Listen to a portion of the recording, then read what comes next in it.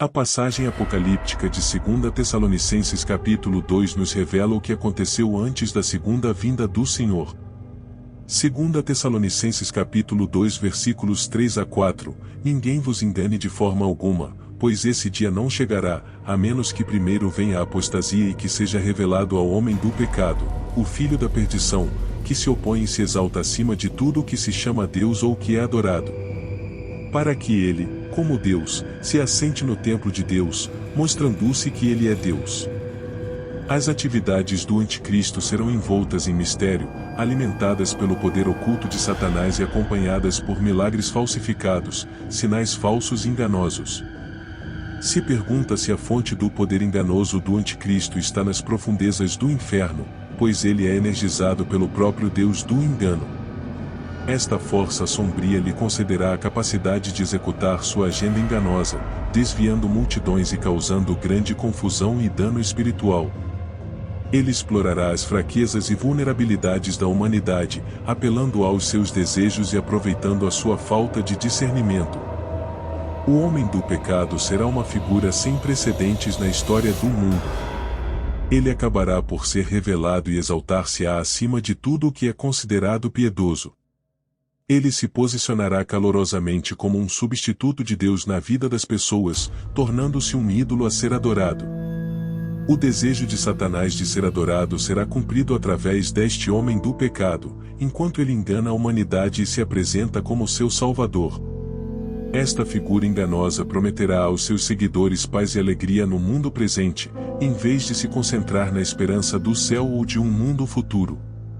Ele convencerá as pessoas de que possuem o que elas precisam no aqui e agora, atraindo-as para a sua sociedade, onde elas serão obrigadas a receber sua marca para poder comprar e vender. Aqui está uma das muitas diferenças entre Jesus e o anticristo. Jesus não direcionou a atenção das pessoas apenas para o momento presente. Ele entendeu e enfatizou a natureza temporária deste mundo. Jesus consistentemente indicou pessoas em direção ao reino eterno dos céus, lembrando-lhes da glória da casa de seu Pai. Ele os encoraja a se concentrar nas coisas do alto e não se preocupar apenas com os assuntos terrenos. Porém, o mundo em que vivemos hoje é consumido por um foco na vida presente. As pessoas são introduzidas no imediato, negligenciando a compreensão do que vem depois desta vida. Muita dedicação e energia consideráveis ao planejamento da reforma e à busca de segurança financeira, deixando de considerar que a aposentadoria ainda não está garantida. 2 Coríntios capítulo 4 versículo 4. O Deus desta era cegou as mentes dos incrédulos para que eles não possam ver a luz do Evangelho que mostra a glória de Cristo, que é a imagem de Deus. A mensagem do Evangelho nos obriga a contemplar a eternidade e confrontar a verdade de que o momento presente não é eterno. O Deus desta época vela a mente daqueles que não acreditam, impedindo-os de ver a luz iluminadora do Evangelho que revela a natureza gloriosa de Cristo. No devido tempo, o homem do pecado será revelado, cativando o mundo perdido e afirmando ser a fonte de todas as suas esperanças e o remédio para todas as suas feridas. Ele se apresentará audaciosamente como Deus, fazendo afirmações exclusivas de uma divindade. Além disso, ele exigirá desejo que seja reservado exclusivamente a Deus. Ano após ano, surgem inúmeras teorias sobre a identidade do homem do pecado. No momento, ele é especulado para ser um presidente, no próximo, um primeiro-ministro e, em seguida, um empresário rico.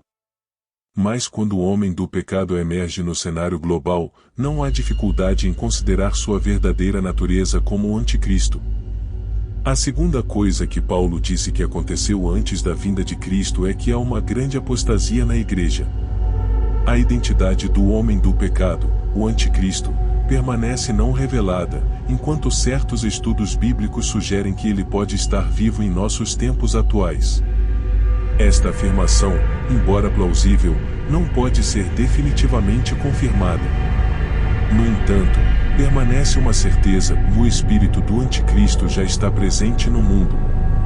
De acordo com os versículos de João, capítulo 4, versículos 2 a 3, podemos discernir o Espírito de Deus confirmando que Jesus Cristo veio em forma humana, afirmando assim a nossa conexão com Deus. Inversamente, qualquer espírito que não reconheça que Jesus não é de Deus, mas emana do espírito do Anticristo. Este espírito foi profetizado para uma ascensão no mundo e já está ativo dentro dele. Observando o mundo ao nosso redor, podemos discernir o espírito do Anticristo operando em vários reinos.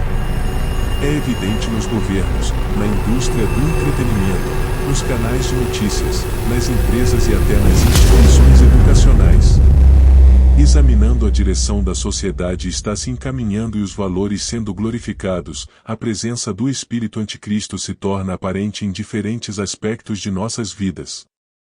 Lamentavelmente, este espírito também se infiltrou nas igrejas, com a propagação de doutrinas antibíblicas e o surgimento de novas religiões associadas ao anticristo na era atual. Cautela é essencial, pois nem tudo que afirma ser cristão está alinhado com a verdade. É vital discernir a modernidade da música cristã, pois uma parte significativa pode não refletir verdadeiramente os valores cristãos da mesma forma. Nem todos os indivíduos que estão por trás de um púlpito protegem uma Bíblia nasceram genuinamente de novo. A Bíblia nos avisa que alguns se desviarão da fé, sucumbindo a espíritos enganadores e abraçando falsos ensinamentos.